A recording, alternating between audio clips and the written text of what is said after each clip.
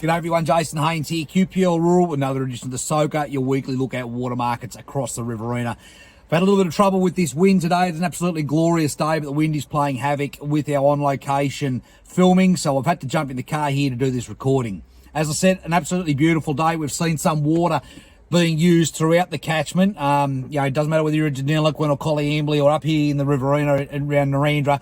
There's pivots running. There's a little bit of early irrigation going on. The channels are full and primed to go. We are seeing an off-allocation or supplementary event go down both the Murray and the Murrumbidgee systems as we see the threat of rainfall or a high rainfall event falling in the catchment. Therefore, we're dropping water out of both the Murray and the Murrumbidgee dams to create airspace to cope with that.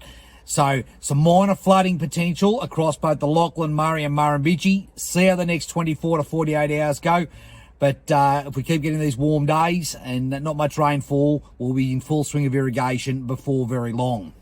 All right, to water markets this week. Well, if you're in the Murray system, zone 10, lucky enough to pick up an extra 2% of allocation this week, bringing you up to 51%. In water, no other catchments received any increase at that time. In trading, Zone 10 at $52 a megalitre, Zone 11 at 82, and Zone 13 here in the Murrumbidgee at 75 is about where the market is.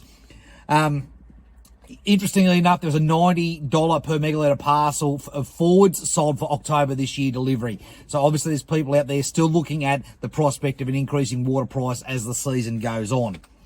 In temporary trades on groundwater, Zone 3, $30 per megalitre. That's lower Murrumbidgee, Zone 3 deep groundwater. Zone 2, last trade was at $50 per megalitre. Nothing on Zone 1 to speak of at the moment, but if you're in the Murray, lower Murray groundwater, $15 per megalitre on that temporary market. Now, permanent markets, not a great deal to mention. Zone 3, lower Murrumbidgee groundwater, Zone 3 at $4,000 per megalitre in some recent trades, but nothing else greatly happening around those other entitlement markets. All right, quickly to our buyers and sellers this week. We've got an active vendor looking to sell a 500 megalitre parcel of lower Murrumbidgee Zone 3 groundwater. So 500 megalitres there if you're looking for some.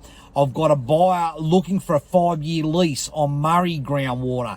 So if we can pick up sort of 1,500 megalitres of lower Murray groundwater as a 5-year lease, I've got a client there that would be interested in that.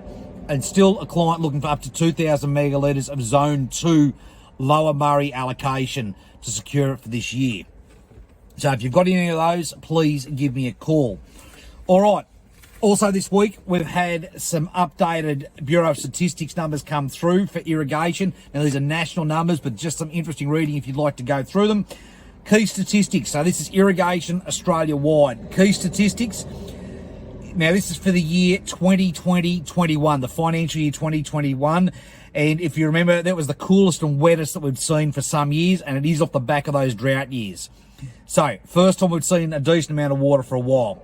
So, nationwide, we've used 7.8 million megalitres of water applied to crops and pastures. 1.9 million to hectares of agricultural land was irrigated across Australia, and 20,700 farms applied water to land. So that's about the depth of the irrigation industry. All right, so water sources. So this is the interesting one. There's approximately, so we used a total of about 8.1 million megalitres, 3.4 million of which came from irrigation channels and pipelines, 2.2 million from rivers, creeks, etc., 1.7 million from groundwater and other sources. Well, that adds up to a much smaller amount. Here in the Murray-Darling Basin. Now, in the Murray-Darling Basin, we represent about 60% of the land used for irrigation in Australia and represent about 62% of the water used.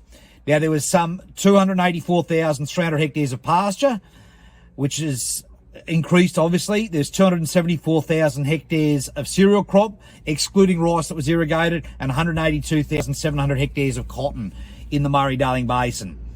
Of the irrigation water applied, approximately 1.2 million megalitres went to cotton, 798,800 megalitres went to fruit and nut trees. So that's obviously catching very quickly onto that cotton usage.